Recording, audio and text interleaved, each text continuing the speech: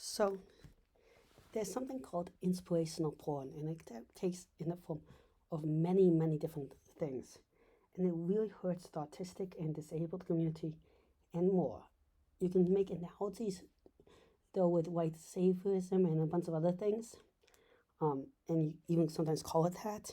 But I'm talking about specifically for the disabled community, where it was more coined for an autistic community. And that's when you go up and say, oh, look at this empowering story. This kid did blah, blah, blah, blah, and he's disabled. Or look, they helped out this disabled person in an inspiring way that actually degrades the human being. So I'm going to give some recent examples. One of them is all these stories that, oh, this person asked out a disabled person to prom, or blah, blah, blah, or asked them out on a date and stuff like that. There's nothing wrong with asking a disabled person on a date, or anything like that. What is wrong is making a big deal about it and making you the hero, because you're turning this person to object, and a disabled person or autistic person or whatever can love people just the same, feel the same emotions, and is not a lesser human being. You're not special to go there, and you're making it seem like it's a burden that you're the hero. And that means when you don't get, and because it's all about getting congratulations, if you don't get congratulated, what do? You get angry, you take it out on other people. You must be the congratulations. When the people that just do it quietly, they don't need to be congratulated when they ask someone out for that. They don't see themselves as a burden. And when you see someone else as a burden because you're the hero that did everything, you're more likely just to say, I'm a hero, so I can drop it, instead of staying a decent human being and keeping at it no matter what, because you don't view yourself as doing something spectacular that can be just stopped at any moment. The thing you do to a person is you make them feel awful, like an object that doesn't deserve stuff, and it's special. And that person might not realize it until years later, then be impacted. Even I know many stories of people that are impacted by that years later after fact when they realized it. And I did not have a problem, but I've had it a couple other cases with fake so-called friends and stuff, and it really destroyed me for a while. And just don't do it. And it took me a long time to realize what was going on. You're not the hero there. Go out with who you like. Another example is people promoting that this charity hires autistic people, disabled people. Well, that sounds great, except for some of these places are really not charity.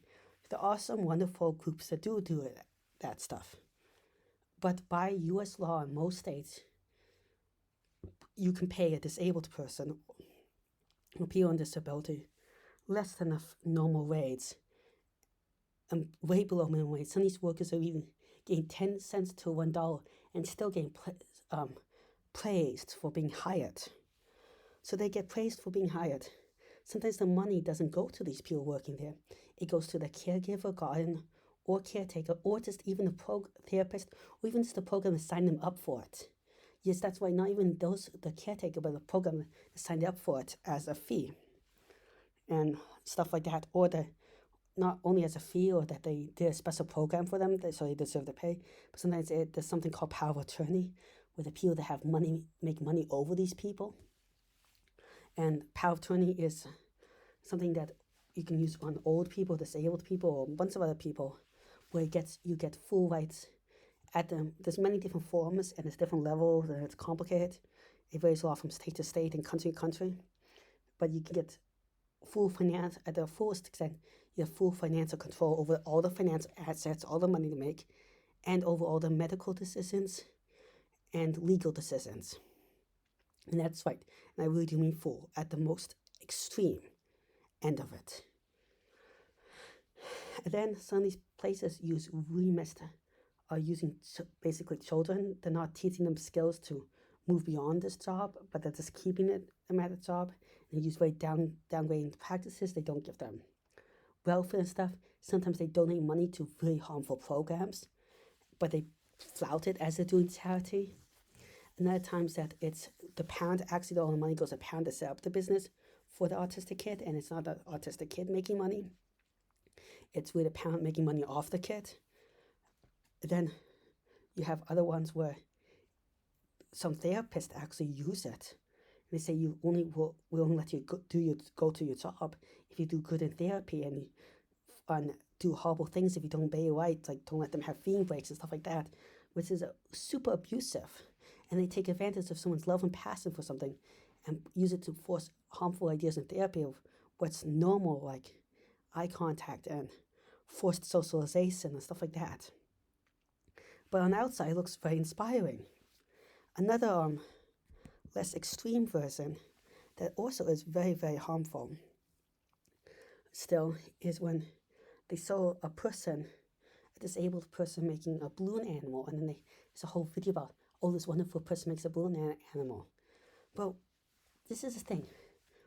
If it's really centered around a disabled person saying, fuck the world, I did this myself, I took charge, and they're talking about all of how they had to rise up and everything, and it's inspiring that way, and it shows the real battle against society, it's inspiring. But if it's like, they're disabled, they shouldn't be able to do X, Y, and Z, and it's not, because there are people with all sorts of abilities within the disabled community.